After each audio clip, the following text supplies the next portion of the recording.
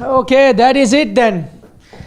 Done and dusted, the first test match. Overall, if you take a look at that match, if you're a neutral observer, you'll say, "Oh, what a fine test match. Went down right to the wire, final session, all possible results were there. Two teams fighting it out. Topsy-turvy test match, one session, going one team's way, the other going the other team's way. But throughout this test match, there was no clear-cut leader. But eventually, England have won.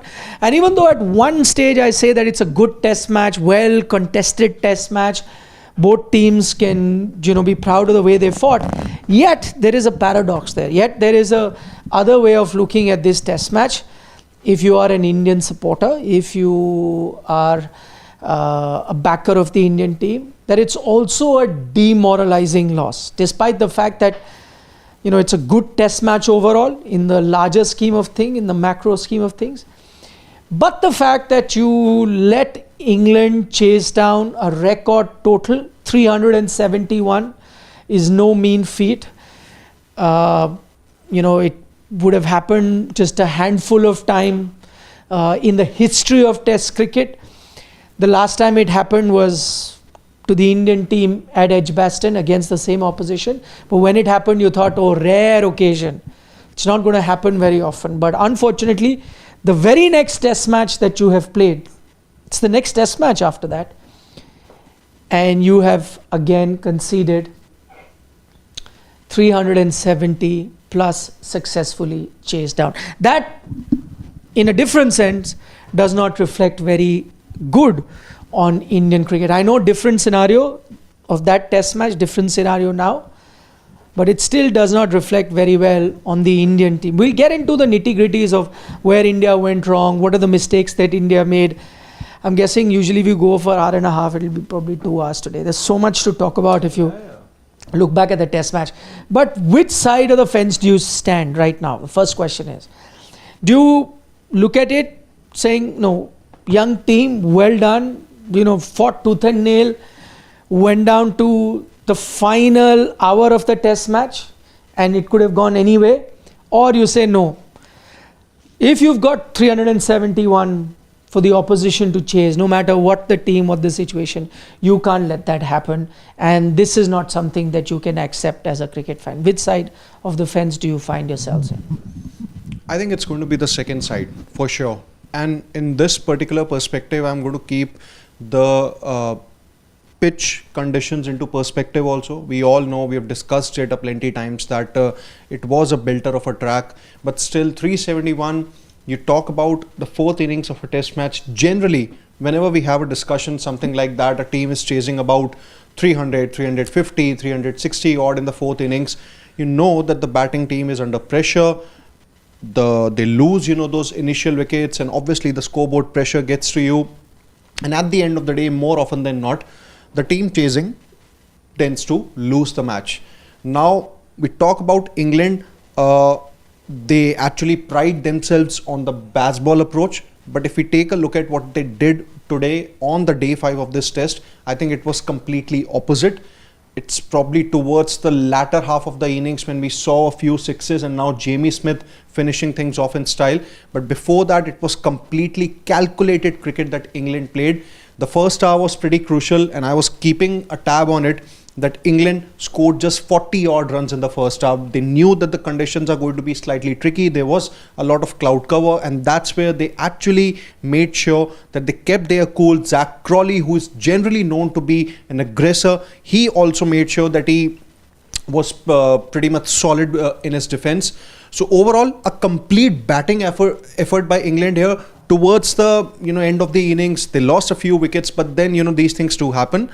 Overall, if we talk about India, I think whenever, despite fielding a depleted team here, despite being short on experience, despite having a new captain, despite anything and everything, there cannot be any complaints here, to be honest. You have to take responsibility for this loss. It has of course, there are a lot of positives that batters have gotten those runs. It's great that Shubman Gill finally has 100 in Senna conditions. His captaincy career has gotten off to a great start as far as his batting is concerned. So a lot of positives, but then when you have a bowling attack which has the experience of Jasprit Bumrah, even Siraj for that matter, it's been about 5 years now he has been playing Test cricket. There is Ravindra Jadeja who has been playing Test cricket for more than a decade. Prasidh Krishna, still pretty new to the Test arena, but then has a plethora of experience of playing domestic red ball cricket. I think they have only themselves to blame. You cannot really always rely on Jasprit Bumrah to get the job done. Unfortunately, Bumrah's peak is coinciding with a poor transition of the bowling attack of this Indian team, and they have only themselves to blame. 371 despite a strong England batting. I think you should have defended this. So you think you're on the side of the second point that you mentioned. Yeah, that this is not acceptable. This is shattering. What was the total at Edgbaston that England chased out? 378. 378. 7 more runs. 7 more than that. Chalo, at least that way. Now we're just looking at some stats. Still a record chase. 13 times, imagine 13 times only in the history of Test match. This is which Test match? 1,000 something? I don't know, number of Test matches totally. I don't know, but I do have a stat, I'll come after this. It'll be there, but whatever, 1,000 odd Test matches, whatever would have been played. No, just go to the scorecard on Bradman. Go to the scorecard and you will get 13 times only a team has chased 350 plus to win a Test match in the history of Test cricket. Scorecard. And India has done it in their last 2 Test matches. Yeah, have allowed it. I was getting to this Test match. So every single time, India have put on a total of about 350 plus for the opposition to chase. This was the 60th time that this happened. India have won 42 of them, 16 have been drawn, and this is the second time that India have lost a test in which they've set a target of 350 plus for an opposition and they have chased it down. First also was against England in Edgbaston, 2022, and now 3 years later, different venue but the same opposition. Yes. Which side are you on, Starshit? I don't know, how is it that one can be on the other side? No, you can be on the other side, as I explained. Somebody can look at it by saying that, listen, we went to England. That's what I'm saying. With a young I think it'll have to be a lot of finding for you to find enough people on the other side of the fence. No, but I'm from just where saying, Gulati stands right now, because I stand right alongside him. No, but just to explain how others can be is like, you went there, you were the underdogs. No one really expected you to win the series as such. You went with a young team. You've gone without 2 of your biggest stalwart. And the fact is that, whatever said and done, this is an exciting Test match. This is a nail biter of a Test match which had ups and downs. A lot of time when these Test matches happen, even the losing team looks at it and says, well played, boys. You fought really hard.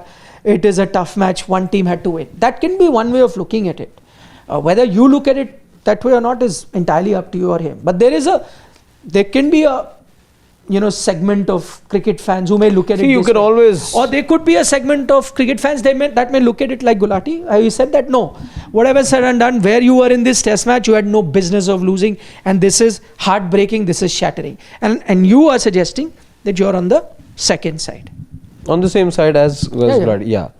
Also because, see, once you're in that commanding position, and I don't want to talk much about what happened today, because I think you had done enough to harm your own cause and your own chances by dint of that batting collapse that we saw. And these batting collapses is something that you need to do a proper post-mortem of. I don't think the right diagnosis has happened at the moment. At times you've been saved, at times, or maybe it's just become the norm right now in this new era. I want to dig deeper into this. We already have done that story in terms of how many batting collapses India have seen, how they're the worst when it comes to the last 5 wickets since 2024. We've done all those numbers. We've dug out all those numbers. But the one other thing is the fact that when you look at this particular match, when you have scored in excess of 700 runs, when you're looking at about 900 runs and you fall short of that mark, and clearly you had no right getting dismissed for the manner in which you got dismissed. This was, you gave England not just a foot through the door, you gave them, it almost was like when with these conditions in mind, you almost invited them to come script history. It felt like that. So more than what happened today, more than what the Indians could have done on this rather flat deck, what India could have done more with the ball yesterday, I think with that batting effort from the last 6 wickets, I think that it was over there that the damage was done, and you had to dig extremely deep today to be able to save this match from where things were yesterday. And we got panned yesterday for almost sort of calling this match, for saying that England are going to be winning, and you guys are anti-nationals, you guys are this, you guys are that. So many things were being said yesterday, but for me, whatever happened yesterday with the bat is where you allowed England to not just sniff victory, but like I said, you rolled out the carpet for them in a way, because you should have not given them any sight of victory. You gave them a proper look into it. No, see, yesterday, both, I didn't know, but both Harshit and Siddharth are telling me that they got panned on social media for suggesting that they're favouring England to win, and they had given England greater chance of winning this test match than India. In fact, you guys were a minority, because I was just looking at, a lot of cricketing websites and broadcasters do their own poll, and majority, I saw that this morning after a discussion, majority had given India the edge, just as I had also, and it was 60%. I was looking at majority people had given 60% India the edge to win, just as I had. Probably they had also thought about the fact that it rarely gets chased down, no matter how good England is. 370 rarely happens. As I said, it's only happened about 13 times in 2,500 test matches so far that anyone's chased 350 plus, and only 9 times it's been 370 plus. So it's a rare occurrence. Maybe that's why the burden of history probably forced me to think. And these two were telling me that they got quite panned and trolled for saying something like that, both on this platform as well as on their social media handle. So firstly, credit where credit is due. So well done to both Siddharth and Harshit, despite the fact that the entire world had given, even the staunchest supporters of Sky had kind of picked India as the favourite, even though they believed in baseball, India as favourite. Even Michael Vaughan, who's known to sometimes troll Indian team, he had gone with a draw, by the way, as the most likely option that would have happened. But these two stuck by saying England would win. And as things stand right now, not that they are enjoying and basking in the glory of seeing an Indian team lose, but I guess they are in that sense vindicated in the belief that they had. So now going back to what is it when the entire world thought that it is India's game to win, it gave you belief that no, because one of the allegation was that baseball has been marketed so well that it has impressed everyone, including you too as well, right? But what is it that gave you that much belief that England will win this rather than India on the eve of the game? Same cricketing reasons, same logical reasons that I pinpointed yesterday. It's probably going to be a slight repeat of it. I think the conditions, the home conditions, and that's what the home team knows well. They have played multiple test matches in Leeds. They would know how the pitch behaves, and the way pitch was actually behaving. We all even predicted that it's going to get easier and easier as the match progresses, and exactly the same thing that happened. Secondly, it was basically the toothless bowling attack of the Indian team. Barring Jasprit Bumrah, we all can say all these things that in Border Gavaskar Trophy, Siraj was a workhorse. Now in Leeds, Siraj was unlucky. You talk about Prasidh Krishna, why he got just one match in the BGT. Now we talk about the first test in England here. Why let's say why was he persisted with those spells, knowing that he was leaking a lot of runs. I think the bowling attack just needs to come together to not just support Bumrah, but to be a leader within themselves. They really have to take up that responsibility, and it has to start with someone like a Mohammad Siraj. He now just doesn't have to be a workhorse. He has to take wickets now. It's as simple as that. I just feel that the clock is ticking for him. You need someone who can be an able partner for Jasprit Bumrah. He doesn't necessarily have to be the vice captain of the bowling team here, but he has to step up as equal as someone like a Jasprit Bumrah.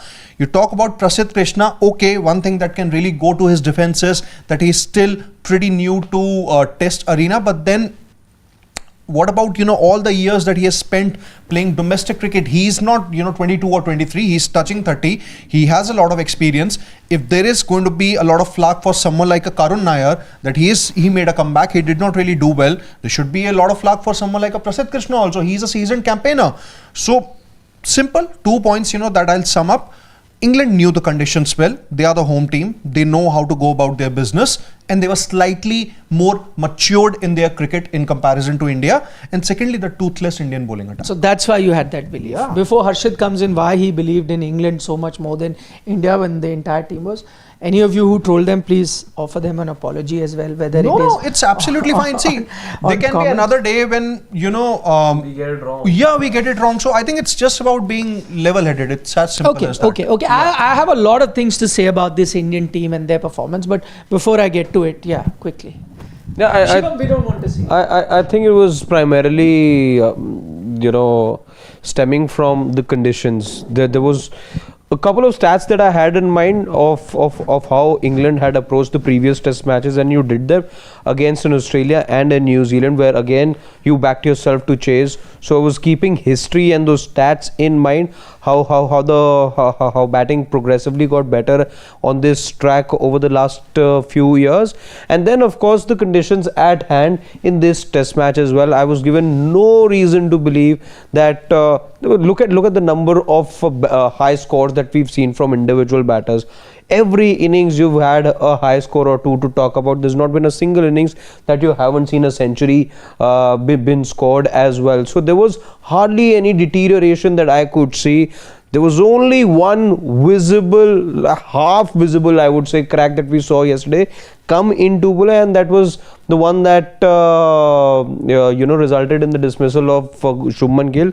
Otherwise, there was no demons, no cracks. We'd seen there wasn't enough sun that would have baked the surface as well. So nothing I was seeing go there in favor of India. And what I liked over here, and this is where I was very closely watching this England side. I wanted to see how much they're able to really walk the talk, and this is where probably I expected them to walk the talk as well, because when I was looking at Ben Stokes at the eve of the press conference speak about wanting to play exciting cricket, but this time it's not about playing it for the gallery or being just exciting. It has to be backed by result because of the criticism that had come his side's way. I expected them to be more mature, having realized, having eaten the humble pie, that in India at Ashes. home against Australia. So multiple of these times, and I think when he was speaking on those lines, when he said that forget being exciting, it has to be backed by results, I was expecting them to be matured.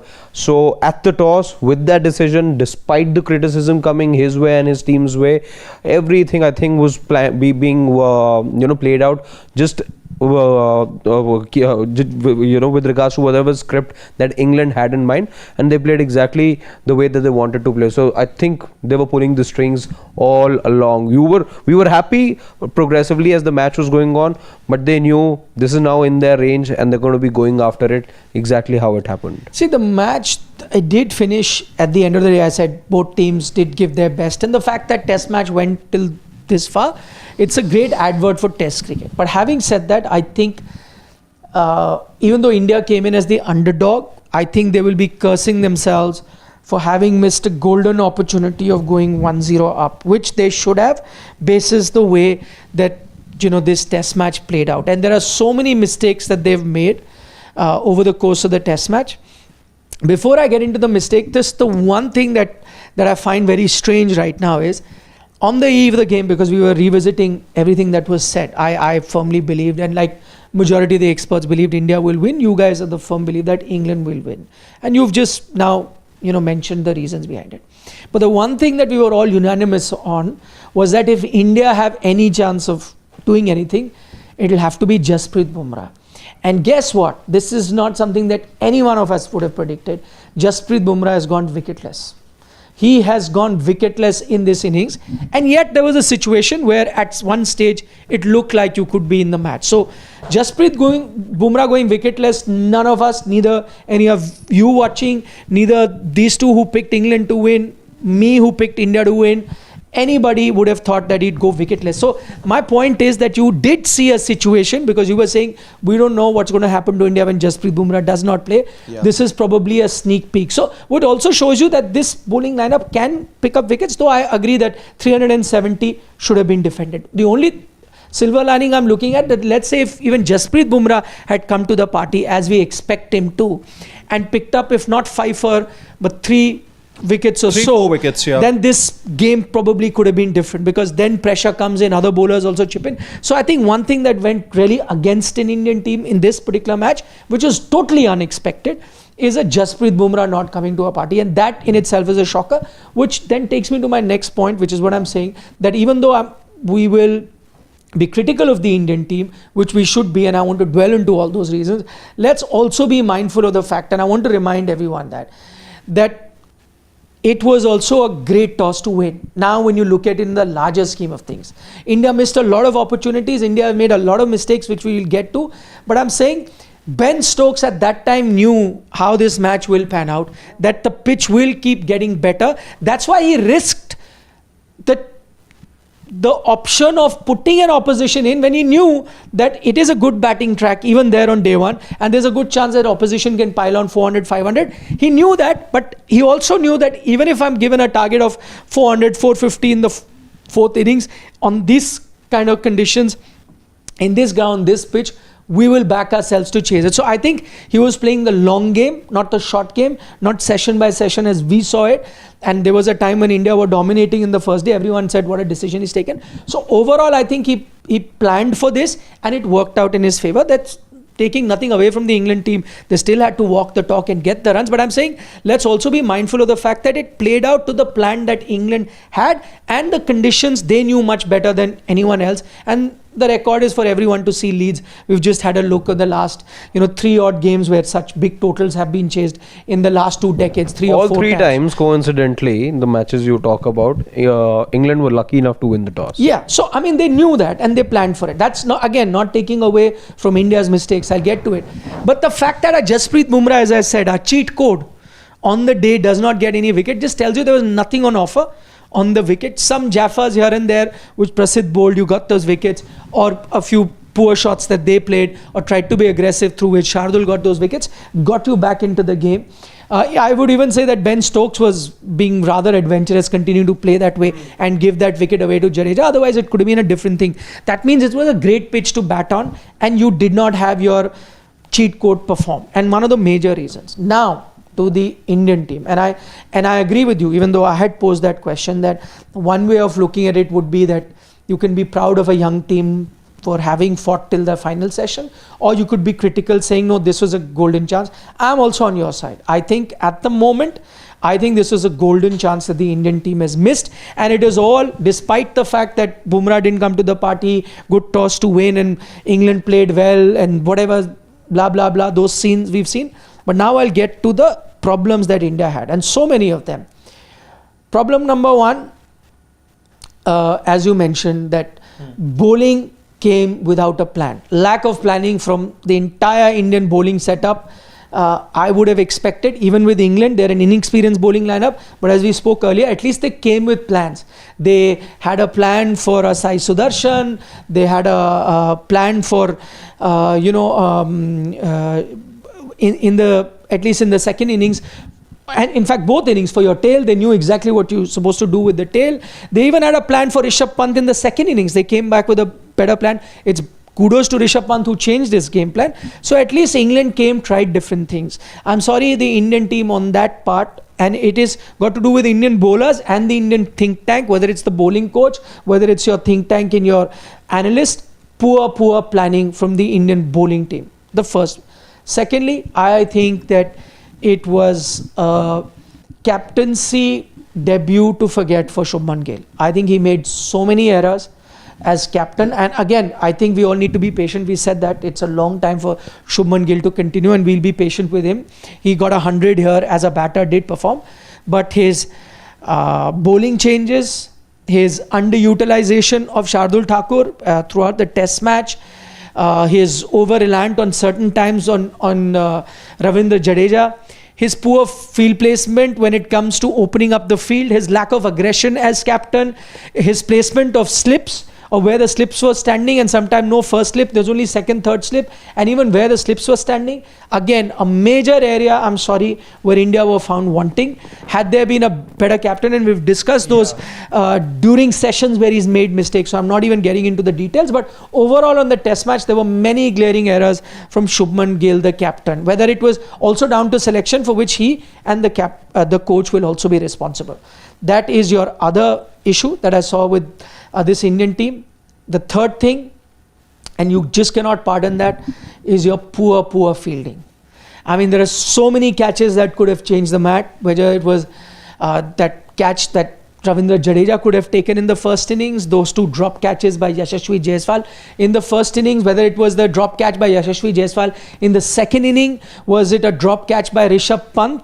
Even now here, imagine Ben Stokes at that moment of Jadeja. I don't know where he was looking. There are so many examples that I can think of, and I'm not looking at the tough ones that, certain tough chances that Bumrah had, or one other one that Jaiswal had. Even if I have to remove those real next to impossible sort of scenarios as well, overall in terms of the scenario of sitter easy catches, even ground fielding, by the way, on a lot of occasions pathetic, where one time Shardul Thakur is sleeping also, you needed to create pressure. You've got wickets now, you need to create pressure. Even extra run, 2 runs they were struggling to get, or in the boundary, I think Karun Nair leaked one which went down. They still needed 90 odd runs at the time where Shardul made that error. So your fielding is that other big glaring issue that you've had all throughout this test match. The third major issue that I've got, and fourth, and definitely not the least, which is the biggest difference between both the teams, is the performance of your tail. Correct. 31 for 6 in the second innings, 41 for 7 in the first inning. See, even today when the match was happening, and the only lone warrior in that sense probably was a Joe Root. Okay, Jamie Smith is still a youngster, and after that you had gotten into the tail. But even when they were 50-60 runs short, I'm saying this is the difference. I for once knew that the match is done, because I knew, and that is the faith that you have in the English tail, that Vokes and Brendan Cass and everyone else are going to put a lot of prize on their wicket. They're not going to give their wickets away. They're going to hang around. The pitch is not doing anything. They will get those 20-30 sort of partnership to get you those 60 runs. That's the difference, and unfortunately that's not the kind of confidence that you had with the Indian tail. So issue number 4, and a major issue at that, is how the Indian tail performed in both the innings. And who knows, first innings you get 600, we discussed 600 plus, you were sitting on that. Let's look at it this way. In a match where both teams have almost sort of, scored almost at similar rates, similar number of runs, England could have gone on and scored more. There was another 50 minutes of play left. So many runs. In fact, we've seen been scored on every day. India, of the 20 wickets that they lost, their last 12 wickets, of those 20 wickets, 12 wickets gave you just 55 runs. When you do the percentages, that is where the match was lost, if you ask me. Such a high scoring match, 12 of your 20 wickets only lead to 55 runs. That's a shame. When these were not treacherous conditions, the wicket was not tepid, the wicket was not posing any sort of threat, the bowling is not that experienced, everything you take into perspective, that's almost criminal on a batting track if you're losing 12 wickets for 55 runs. So tell me, why is it, and it's not a new age problem, no?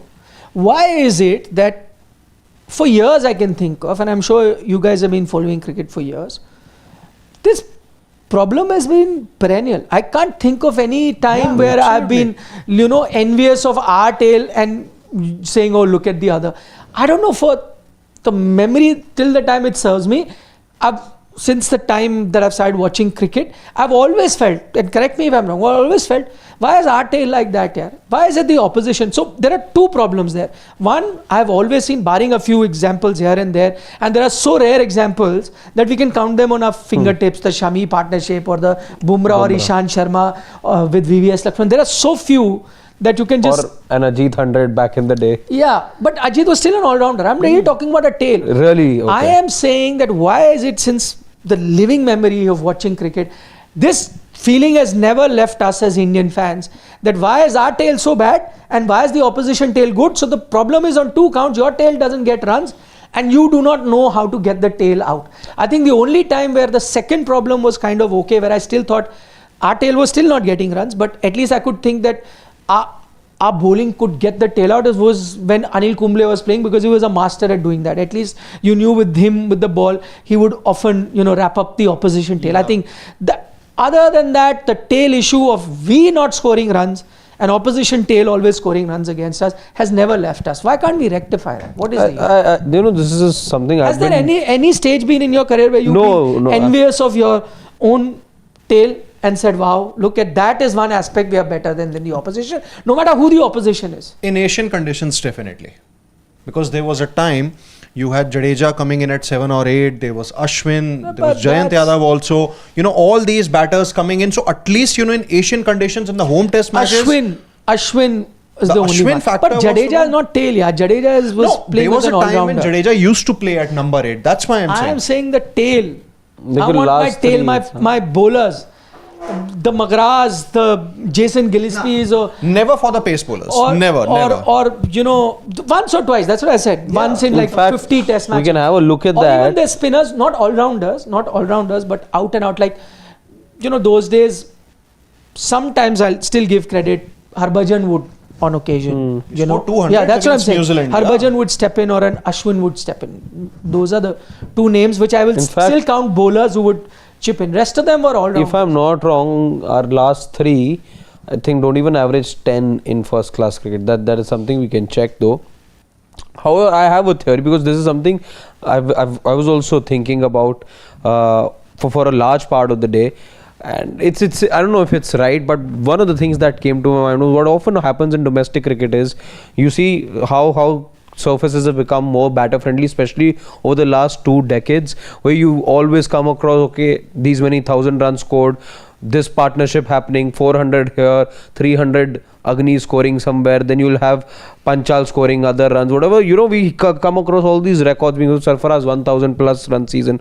So my point here being, the conditions have become so batter friendly and pitches are flattened out here in India, never favor the bowlers also, as we know. So what happens is you see so much of the scoring being done by the top half or the batters till 6-7. You're not really required, the tails not really needed in domestic cricket at times, which is why, as I said, these guys average 8, 9, 10 something like that in first class cricket. So they don't even get to bat. So while we take a lot of pride in a Karun Nair and an Abhimanyu Iswaran and the others plying their trade year after year in domestic cricket and honing their skills, they're getting everything, they're getting all the game time, etc. But as a result, the teams that playing for, so of 500 runs, if 200 are being scored by one batter, 150 is being scored, the declaration comes in, these guys don't even get to bat, your tail doesn't even get to bat here in India. I feel this could be one of the reasons you don't get to bat enough.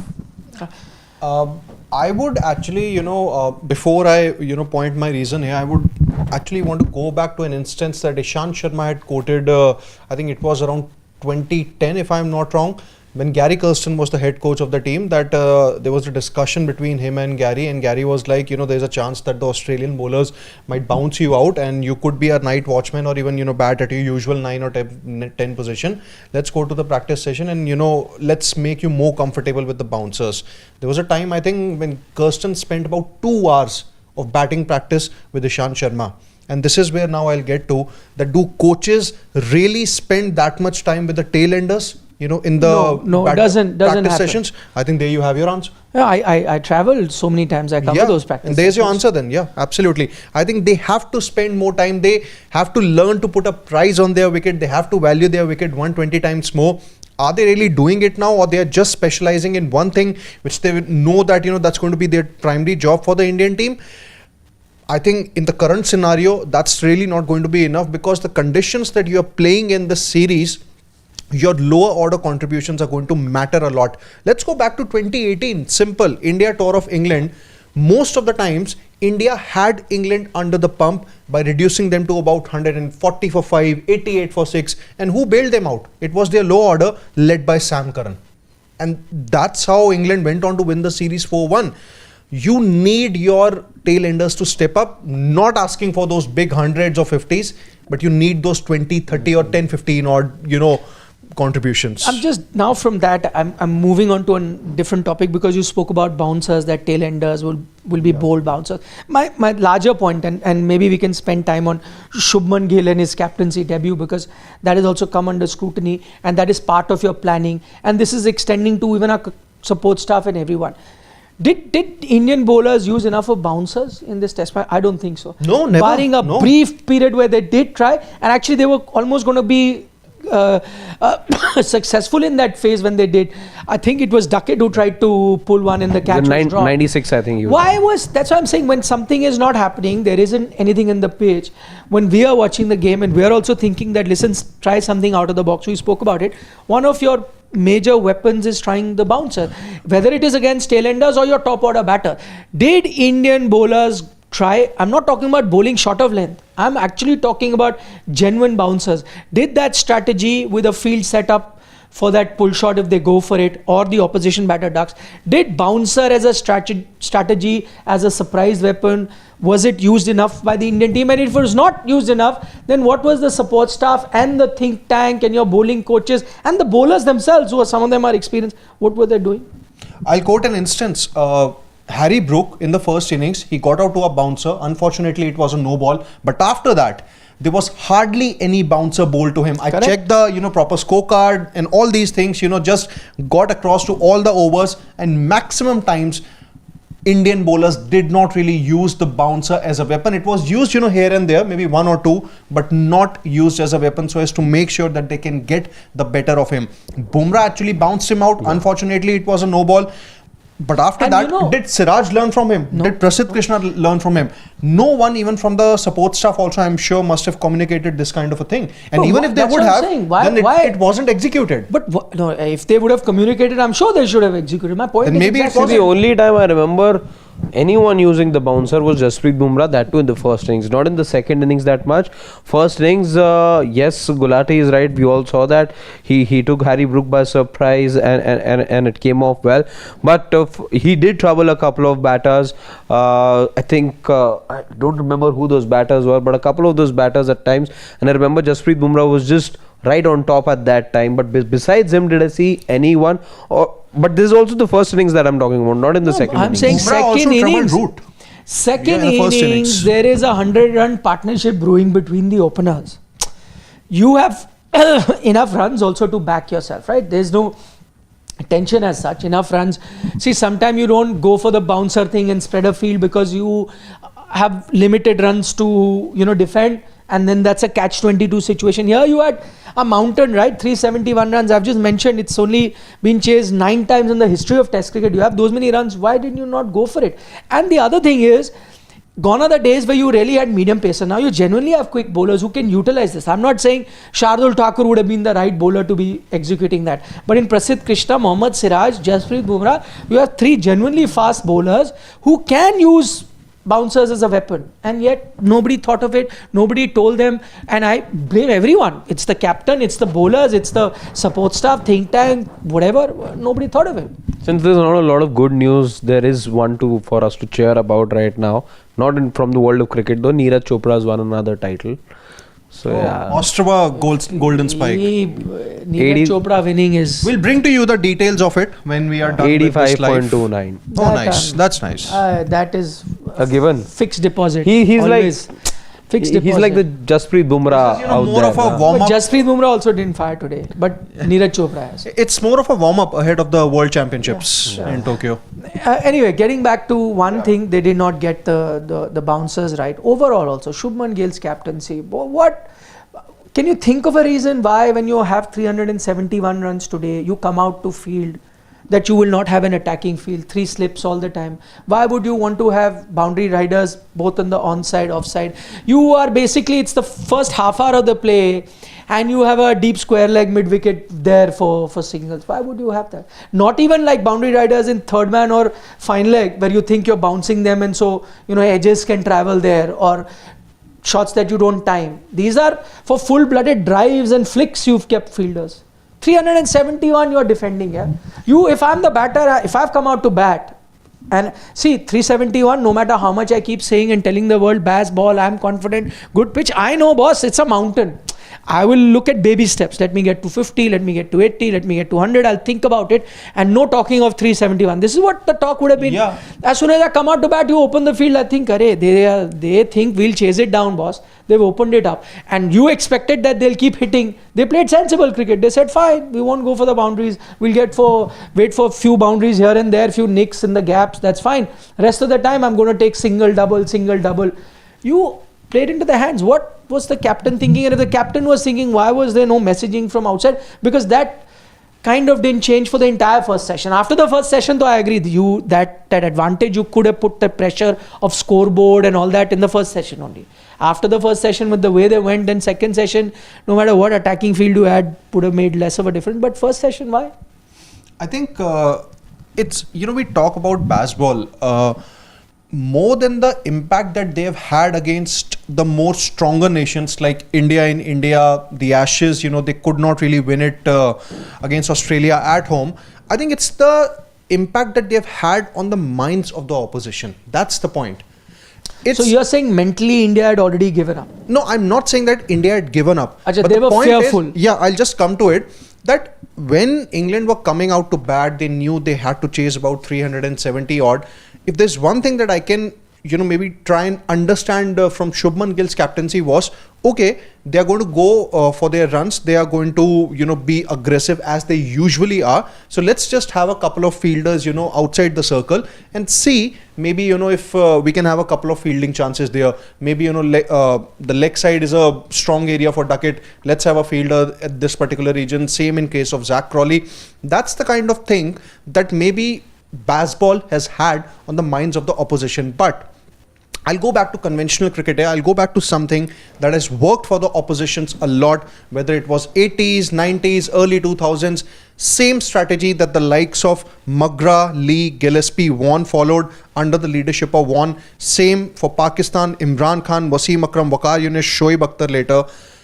When you know that an opposition is chasing a target, when they come out to bat, the best way to snatch the game away from them is to make sure that you have aggressive field settings early on. Even if you go for runs, a few runs early on, it's fine. Even if the opposition tries to be aggressive, absolutely okay. But in a bid to do that, if they are chasing, let's say 270 odd in the 4 innings, and you have reduced them to 3 for 50 after 5-6 overs, you have done half the job. And this is where thinking captaincy was missing. No, so why couldn't the message come? I agree that Shubman is in first test as captain, right? He will make mistakes. And that's where you expect the coach, the assistant coach, the batting coach, everyone else to pass that message on. I mean, just to give you an example, what I'm talking about, or what we would have wanted, just replace same situation. It's not to say that 370 could not have been chased. With maybe this bowling attack, somebody else also would have been captain. Probably, and the way England is batting, they could have chased it. I'm not saying ifs and buts. But I'm just talking about the approach. Let's say it was a Virat Kohli as captain. Yeah. 100% he comes out and he, at least, that's what I'm saying. It's the You weren't losing this one if you had Virat as captain. I'm just saying the impression is, the whole, posturing is such that you say, I'm going to put it in their head that, listen, we have got enough. 317 is a mountain to climb, because it's all mind games now. I'll put slips, this, put pressure, and you'll say that, listen, you are going to get you out like this. We are on top of the game. Then in that, they would have hit a few good cover drives but he wouldn't have changed the position. No problem, because you have 370. And that's when the doubts start coming in the batter. I think, it's going to be very tough. I've hit a cover drive. He'll feel very good. Oh, wow, I've hit a cover drive, because it would have been very tough. As soon as you open the field, I'm thinking as a batter, that means they're expecting me to hit it. It's an easy pitch to bat on. They are also expecting cover drives. That's why they put fielders there. That's what you do. And that's where especially someone like a Zach Crawley, we again spoke about it, that not the best guy in form, already has doubts in his mind. You get his wicket early. You spread the field even for a Zach Crawley. So it tells him that right now they are on the back foot, they are scared. That's what I'm saying. I'm not saying that maybe under Virat also England would have chased it out. I don't know. But at least he would have gambled with this approach in the first hour. Who knows? He would have got 3 wickets. If that big, now when I say in hindsight, if that big opening partnership wouldn't have happened, let's say you'd picked up those, they were 50 for 1 or 60 for 2. Anything could have happened. You were winning then. You were winning then. You were winning with this same sort of a scenario. Even under the leadership of Virat, I'm not saying that India would have definitely won, but the margin of the victory would not have been 5 wickets, maybe 1 or 2 wickets at max. Yeah. Yeah. Agreed. But that's what I'm saying. That's where the coach and all needs to chip in. Shubman is young, new captain, whatever. Somebody tell him, no boss, don't worry. I'm there with you. Go up with an attacking team. I'm telling you, you have enough runs. 371, they will be under pressure. No one. Give them a few easy boundaries, but keep pressure on them. That just didn't happen. I think what you lacked there was a concrete plan. Not like there weren't field sets that were not right. I think there were. At times, I remember there was a man almost standing on the pitch. I think it was for Crawley only, where there was a silly mid-on as well. There was a short mid-on sort of a fielder there. The rest of the field is open. Yeah, so you were trying. Ball, yeah. I'm saying you were trying a couple of things here and there. My larger point being that But what you needed was, if you wanted that man there, perhaps you should have had somebody on the other side as well to put that kind of pressure. If there's somebody standing almost like in your line of sight, it sort of acts psychologically. And like was the case with young Sai Sudarshan as well. He was set up right with that kind of a field set, especially in the second innings, as we saw. So clearly there was some sort of thinking that was happening, but what you lacked was a concrete plan. At what times do I need which player? Not even concrete. Harshit, tell me, first session of a test match, 371. Forget the boundary riders. You had let go of the first slip only. You were happy having the second or the third slip. That is usually done when you know the batter is in form. Once he's gotten a lot of runs, you know that he's not going to nick that fine now. Now it will be thicker edges that will come because you started seeing the ball, so I might as well have wide slips. That cannot happen when you're just starting off. In the first session it cannot. If the partnership still flourish with an aggressive field, it would have come. But again, I thought that you were found lacking on that front. That now takes me to the underutilization of certain bowlers.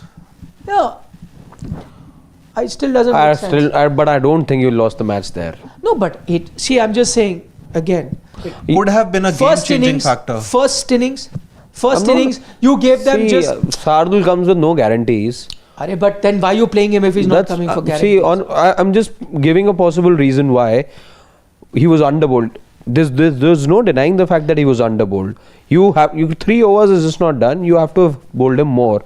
But I'm just saying, if I have to cut some slack, because I'm not hoping for Shardul to change the match for me. But I'm talking about first innings. Yeah, you saw in the second innings, no? I'm saying I think three spells. If I have to cut, they've come 6 runs almost to your target or equaled your target. There were partnerships brewing there and then. Utilize it. Maybe you would have got 100. The only thing with Shardul is, he can be an expensive bowler, and Prasidh Krishna is more expensive than him in both innings. And perhaps if I have to cut some slack, if I'm just being generous and I have to cut the Indian team some slack, then the fact that with Shardul also the thing is, besides him being streaky and being expensive, I think it was like a featherbed of a track that was looking the day England came out to bat. And when other bowlers, your prime bowlers, weren't able to get you wickets, I thought that was perhaps the fear as to why. But I agree, that is not a good enough reason for you to have just bowled him whatever 6 overs that he bowled. He had to have had a second spell as well. That's what I'm saying, that in the first inning, that's the mistake, where you were nothing was happening for you. There were partnerships happening there and there. He's a partnership breaker, and sometimes what he does is, he probably, and that's maybe his strength, he makes the batter get into a comfortable zone to play a stroke that he does. And that is what was needed. So I'm saying, if I've taken a resource, so let's say if you're a team leader in anything, you have resource, you have to find an optimal utilization of that resource. That's why I'm getting to captaincy. Either then you should have put your foot down and I don't want him out. He's not going to be of any use. And taken an out and out bowler. If you've not done it, then you've taken him precisely for this reason, that he'll be my partnership breaker, he will come in at certain times, this and that. But you will only get to know once you try it. No, today it happened. I don't think it happened by design, because once again they were decided only to give him 3-3. This was the last throw of the dice. But it was. That's what I'm saying. Then the head does not know, what the hand is doing. There has to be a coordination. There has to be a coordination between my hand and my head. I think that so becomes your head selected him, easier to point out when you just look at the scorecard and the eventual result. But forget Shardul not being given enough opportunity with the ball in the first innings. Shardul was given a very fair opportunity with the bat in both the first and the second. The batter has failed. Nobody is defending that. Yes, and but I'm talking about, he was still in the team more than the bowler. But I'm saying, as a batter also, the position that he is asked to bat at, there is a certain responsibility that comes with that, and it's not the most challenging conditions.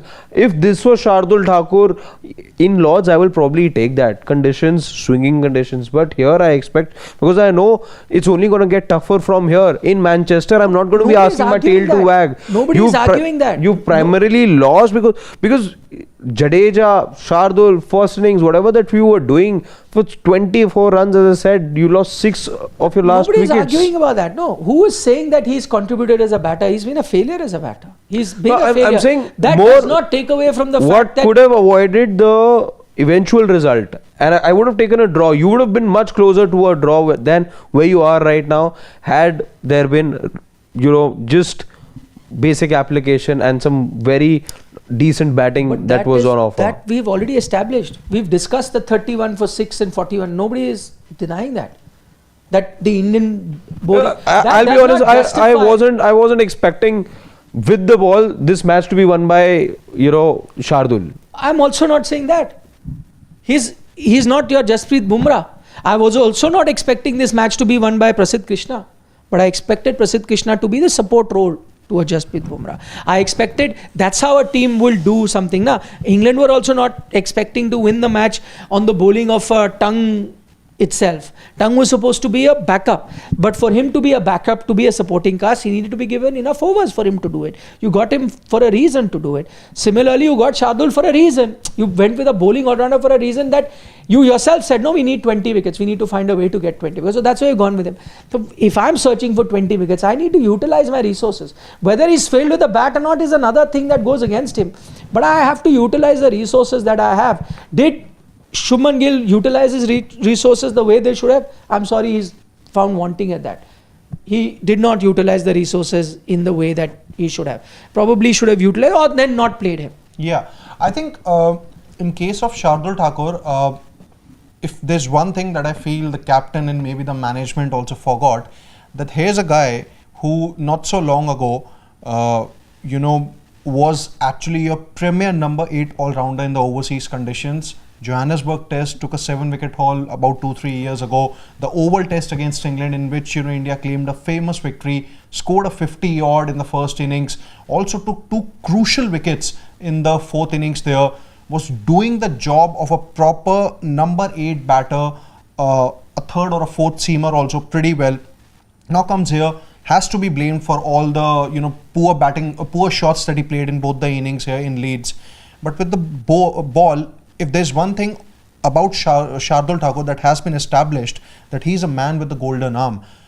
Just 6 overs in the first innings does not really make sense at all. 3 over spells. Yeah, 3 overs, 2-3 over spells. Should have been given at least 6 more overs just to see whether he was making an impact or not. If he would have leaked runs in those another 6 overs, assuming he would have been given those, then it's fair for Shubman Gill to remove him from the attack. But now what he did in the second innings, it may be enough for him to secure his place in the second test. But I think it's once again going to come down to the management and maybe to the captain only more so, because he's the one who takes all the decisions on the field, that why did you not utilize someone who is indeed a man with a golden arm.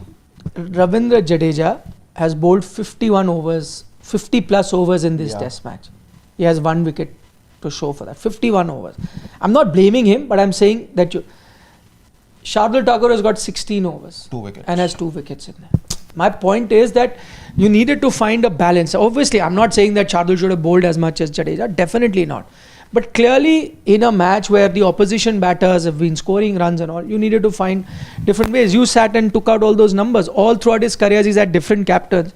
Each of them have found that he needs to bowl anywhere between 20 to 15 overs, right? He has found that. But that hasn't been the case. 47 overs is what Jadeja has bowled. Now, how 47? 23 here. And 47. yeah, 47. Almost 50. Yeah, 47 overs compared to whatever 16, and you can see the difference. That's why my point is that if you've taken a resource, you utilize it or don't play him at all. That takes me to the other issue. India's catching. क्या किया जाए? I think it's. Was that the difference between the two teams? There were many differences. No, to be we've honest. discussed Yeah, batting collapse and all these things. But fielding. Fielding is one area wherein you know that, see, you can have a bad day with the bat, you can have a bad day with the ball, these things can happen, but fielding is something that is pretty much in your own hands. You know, this is something that if you are good at, you can change the match. There's a reason why a certain Jaunty Rhodes, for once he got a man of the match for his fielding. There have been multiple occasions too when fielders have gotten man of the matches for their good displays. This is where I think, for one simple reason, we're not talking about Jaiswal's 100 because it has been overshadowed by the costly drops that he had in both the innings. And had he taken those, we would have definitely talked about the fact that what a match that Jaiswal had. He took those crucial catches, scored 100 runs, but it all counts for nothing now, because if there's one area wherein he knew that he could have done well, he literally, I think, he was disappointing to say the least. And about the other fielders too, I think sometimes you lack that sharpness. You would have tried to maybe not let England convert those double singles into doubles. That's where maybe some kind of agility also comes, that energy comes, and I feel that that was really lacking. And sometimes that also happens because you know that maybe your leader is also not showing that kind of confidence in the fact that maybe you can still save the match or maybe you can win it. And when that happens, your shoulders automatically go down. Catches you'll drop if the leader is not showing. No, I'm not saying about that. Sort of get As a that. ground field. Yeah, it's more about the ground fielding that I was talking about. Yeah. I recently saw a movie, and guess which one this was. How do we know? Yeah, I'm gonna be. Give us hints, na? Yeah, I'm gonna be giving you a massive hint at that. एक अच्छा batter run मारेगा, एक अच्छा bowler wicket लेगा, MSD. लेकिन एक अच्छा fielder हमेशा रन बचाएगा और match जिताएगा. I almost thought you watched Moneyball. The first name. that you Moneyball. remembered, Yeah. Exactly. So, see, are these guys bad fielders? They're not. No. Let's be honest about that. These guys are very able fielders, and forget catches. What was MS Dhoni had gone with the young fielding team. India fielded their way to the Champions Trophy win in 2013. But this is a young team Yeah. already. He said that to get a young team. So This is already a young team, which is not catching. see, it's I think because we've seen these guys so. Was it the slope, or what are you coming up with logic? Slope or slant of the ground. Harshit has done a video on it. Please check it out. He's done analysis. Yeah. He's saving the Indian fielders. See, we see these guys all around the year. We see them. We just saw for more than 2 months of the IPL. We saw these guys. Barring a couple of them, they're all very, very good fielders. Perhaps all of them, in a way, that they're not on most days any sort of an embarrassment. It's just that they've had all their bad Cold days. weather. That's one thing. I think they've all their bad days in one test match only of all the year. If in a year they had 5 bad days, they've had all 5 of them together, perhaps. Because some of those catches were just easy. Before we dive into some of the comments, and we also have a special meme segment called Shubman Gill, which we'll get to. But before that, a word on England as well. I mean, you have to applaud what they have done. No matter, the flaws in the Indian team, which we've discussed in detail, to chase 370, it's incredible. And the baffling bit is that even though it is a rare occurrence, somehow listening to the English players, it feels like it is just another day at office. That is the scary bit that you get. It's like, they said it on the eve of the match. They said it even before the series started. They said it even on the eve of the day before they were going out to bat, at all occasions. And actually they to come out and bat the way they did, at no stage did. Yes, we got a glimmer of hope when those wickets, Shardul took those wickets. But overall, I don't think England panicked. I mean, somehow in their minds they had this belief that it doesn't matter. And that's why probably they rate someone like a Jamie Smith also that highly. He looked so good, some of those shots that he plays. So they have faith in them. And I guess they have faith in their tail also.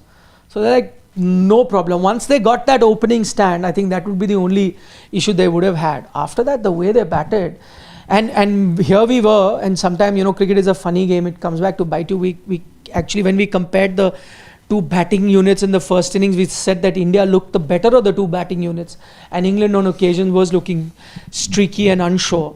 But the way they've batted in the second inning clearly outbatted India. So I think that is one tweak that they've made, which has made them more potent. From that whole baseball obsession of batting aggressively, they've tweaked it to playing sensible test match cricket as they did today. There was no baseball. This is how, let's say if India were to chase it down, they would have chased down in this fashion, or Australia would have, or any other team would have batted like this. So I think they've corrected that. I think somewhere they've realized that, listen, we have the batting talent. Let's not be foolish enough to give our wickets away. If we bat to potential, we will chase this down on a good pitch. And I think that's exactly what they've done. So we've got a list of... No, this is a meme or is it?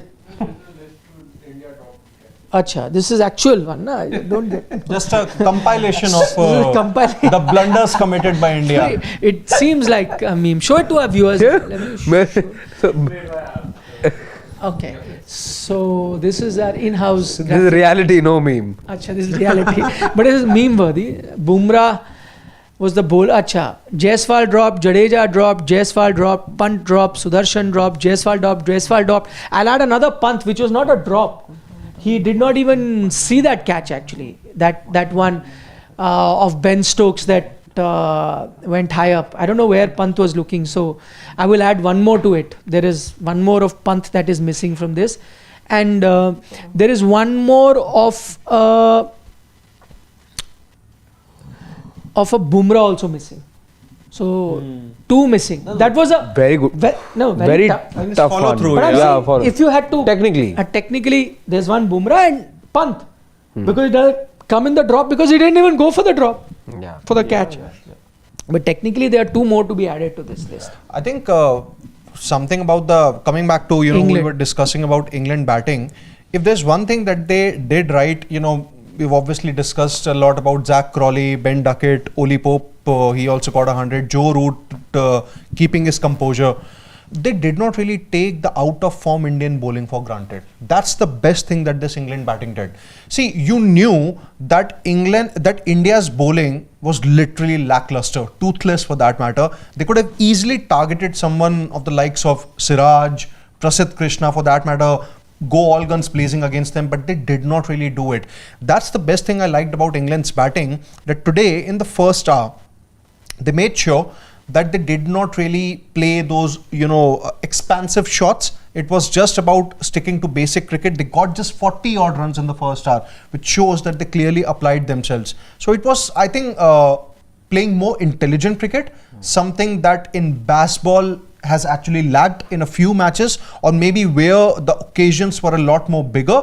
This time around, I think they pulled it off. And also, fair to say that they also had the assistance of the conditions.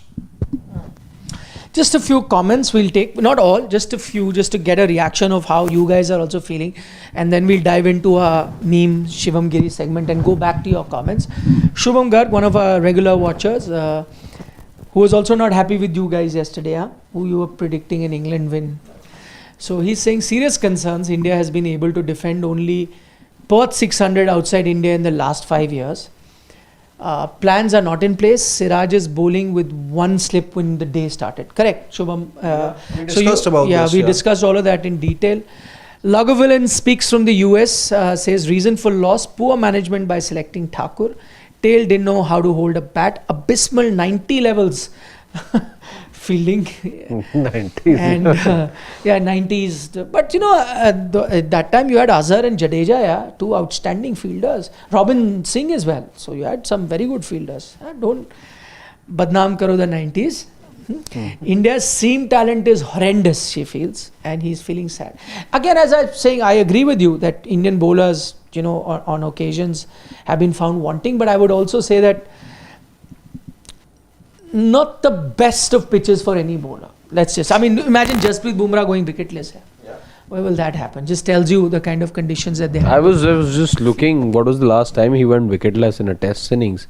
There was one, but then he only got to bowl 1 over in there. I think it was Sydney. Yeah.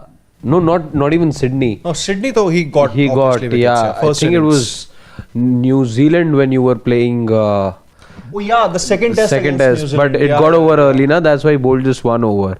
Yeah. Okay. Deepak Yadav says, guys, even 420 is not safe on this road. England baseball is greater than prepare road and inflate average and bat last. This is the worst test cricket on a 5-day pitch. I will have to say, to the point, remember when we criticize Indian pitches when they are ranked turners because you think there's no even contest between bat and ball. To an extent, I'll say this is also the other extreme. On the 5th day, I'm just going by a traditional pitch. Yeah. Last inning batting should be tough. See, that's part and parcel of the game. It can't be as easy as this. Whatever. I'm not saying it needs to be sprint friendly. It can be tough even for fast bowlers. Remember certain places in overseas center conditions where it would not help spinners, but the cracks would help fast bowlers. So up and down movement, at least. Perth. Yeah, so many places. So even to that extent, I have to agree that even just as rank turners, I do not enjoy because it doesn't offer a good balance. Hey, you're losing 6 wickets on a harmless pitch for 30 our runs. tailenders will lose 6 wickets on what happens if the pitch is up and down and all? You want those 31 runs or not? Same 31 only you'll get. Same. You'll get 31 irrespective of the pitch. 41, 31 you'll get. Doesn't matter how the pitch is. But yeah, I agree that 4th innings, it should progressively get worse also. It can't keep getting better. That also defies logic. So there's a point there, Deepak. I agree with you. It's, this test match has still been fun. But on another occasion, if India had taken use of all their chances and those collapses won't have happened, they get 600, then opposition also gets that, then it would have been kind of a boring test match. Look, it should have been that match only. Ideally, it should have been that match. Until that last hour of that Indian batting had not happened. India kept it exciting. Because India forced a result. India were the enforcers here. Blessing in disguise. There is no blessing. For England. For England. See, I was telling you there was no blessing at all. This should have been, it looked like one of those matches until day before. Did we not all think this match is all headed for a draw? Look, harmless pitch, no cracks developing. We were all taking a microscope and everything, magnifying glass. Nothing we could see in the pitch. You were turning to the sky as though some rain, something happened, some cloud cover. Nothing was happening. India should have played till first hour today, made that score 450. England would have come, some batters would have come, batted 50 here and there. Joe Root, whatever, 50 would have scored. Match drawn. It should have been that. What was your series prediction? 2-2. 2-2. Still believe in that?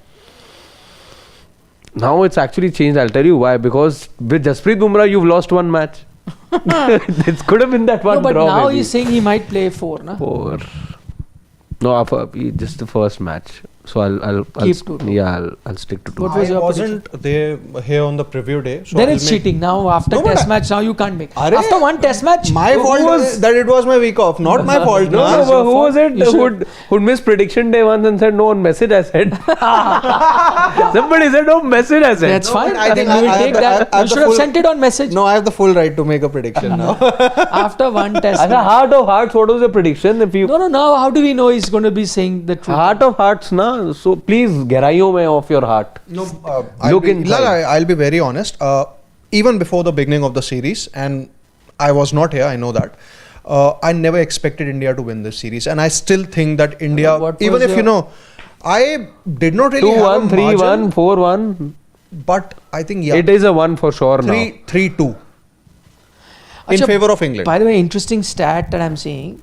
Rishabh Pant has 6 away test hundreds. Oh yeah, India have never won. None of them have come in a winning. Yeah. Oh my Yeah. God. India have never won. That's quite a stat, isn't it? I mean, Thank God the century. This one he scored 2 and still have lost. Thank God it's one of the centuries not getting carried forward. That record is shown now. Team scoring 5 centurions. Team with 5 centurions. So no, 4 centurions with 5 centuries. हाँ मतलब 5 centuries. Five Team with 5 centuries. 5 That's individual also centuries. 5. That's also first. Losing a test match is a first, na? Perhaps. It is a first. My God, that's a dubious record. Historic loss. And team getting 800 runs in all in a test match. That we'll have to check. 800 plus. And still losing a test match. 835 something In India. both completed innings. I think that could have happened, but we'll have to check. No, it could have happened if you... Yeah, I don't know. Could have. Yeah, maybe. We'll have to see. 41 for 7, 31 for 6. Okay. We'll get to the questions a little later. We've got a Shivam Giri segment. Let's dwell into that. Today is not a day to crack jokes because of how India has performed, but our producer insists that we... Meme. Meme. Okay, let's go. What is the first one?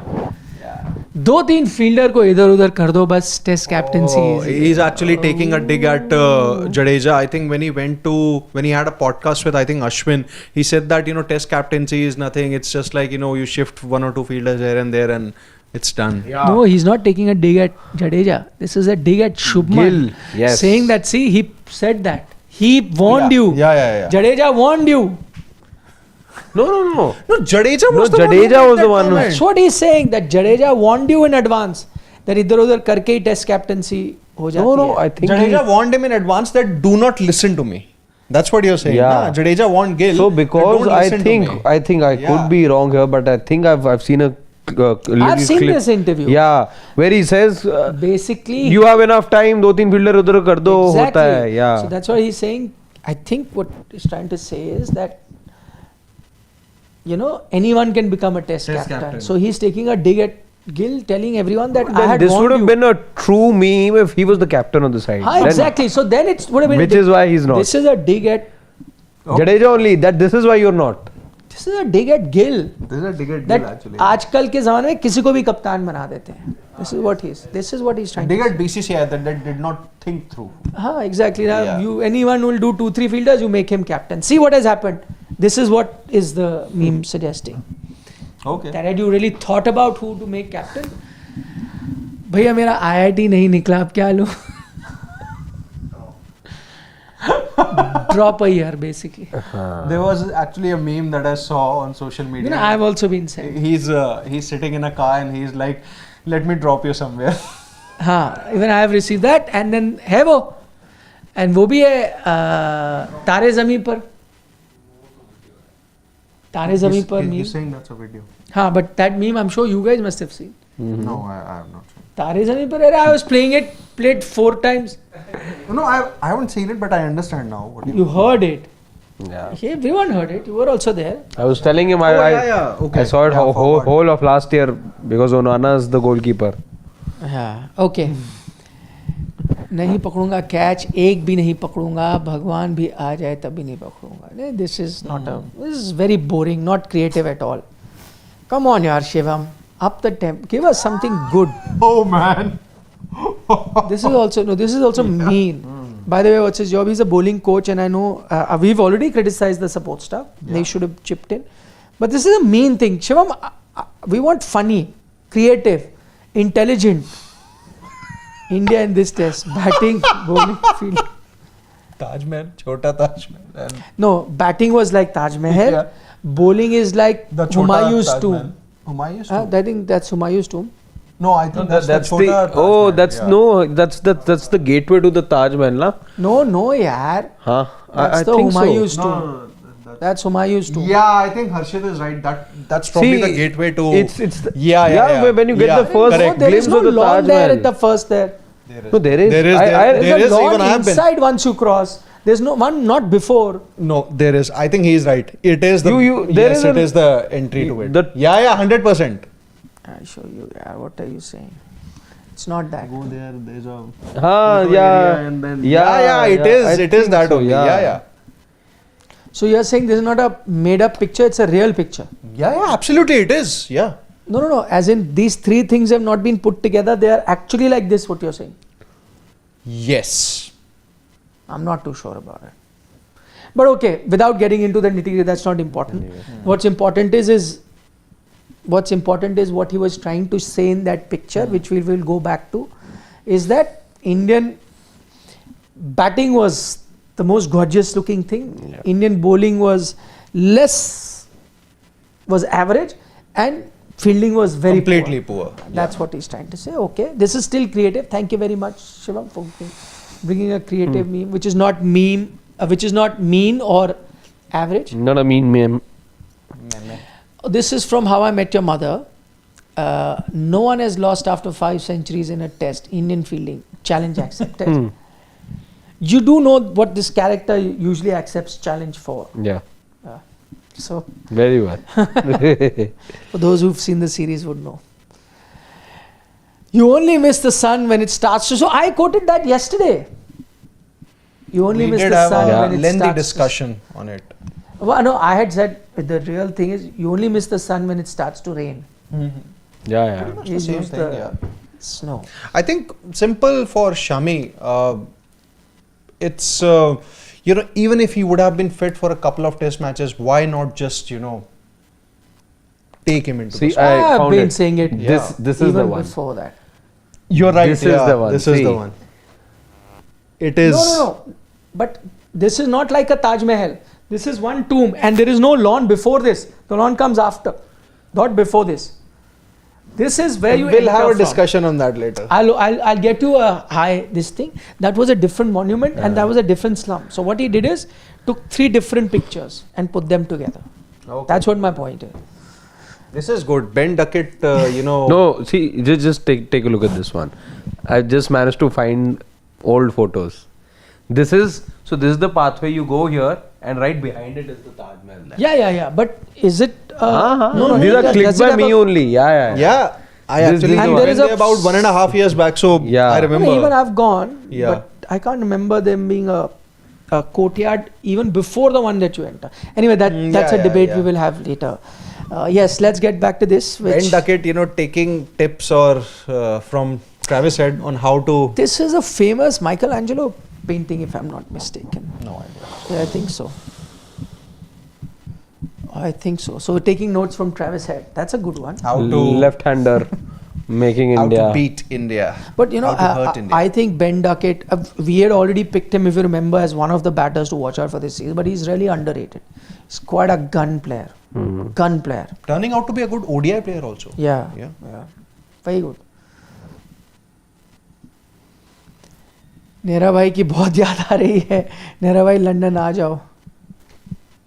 Nehra bhai, if he becomes the test coach, he would be, at the boundary only, consistently having a chat with the. In test matches. Yeah. In test match, you can sit in the dressing room and have every session because, as Jadeja pointed out, things don't move that fast. In T20, though, 1 or 2 overs, things can change, so you have to be at the boundary line. Lord Shardul Thakur apology form 2 from whatever. I hereby respect Lord Thakur. I will not talk down on the future first half. Acha, basically you have to, everyone is signing this form apologizing to Lord Thakur for all the trolling that people were doing, and now you have to sign a form and apologize to him. Write your name, Harshita Ahuja, and I hereby respect Lord Thakur and I will not talk down on the future. Never. Hall of Famer. Never underutilized him like Gill. 90% of our social media will have to write that form. This one, kahin drop kar do. Very mean this is. Very mean, yeah. Shivam, naughty.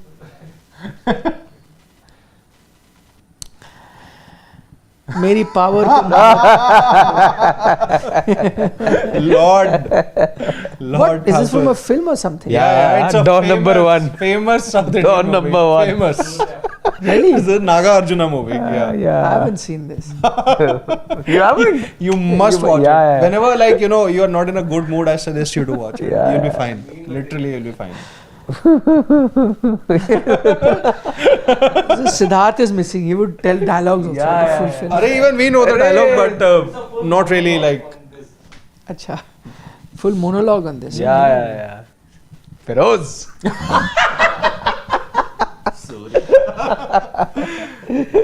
Oh, Shardul Thakur. हमें खुद नहीं पता हम कब क्या करेंगे. Unpredictable. This is from Mirzapur.